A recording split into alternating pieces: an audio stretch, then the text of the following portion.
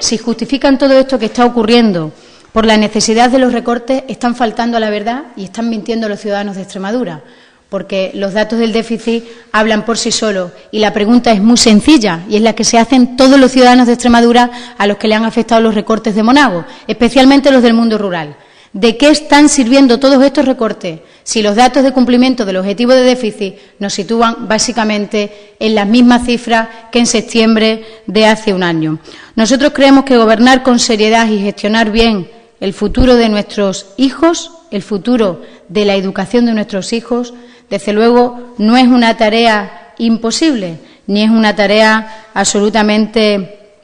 desproporcionada ni nada fuera de lo común. Podemos comparar y preguntarle a las familias del País Vasco que no van a tener nada que pagar por los libros de texto, mientras que en nuestra región son 5 millones de euros menos los que hay en el presupuesto de este año para destinarlos a este fin a las ayudas a los libros de texto, con lo cual aquí hay dos modelos de gestionar y dos modelos de gobernar y, desde luego, a nosotros nos parece inadmisible lo que está ocurriendo con la educación en Extremadura.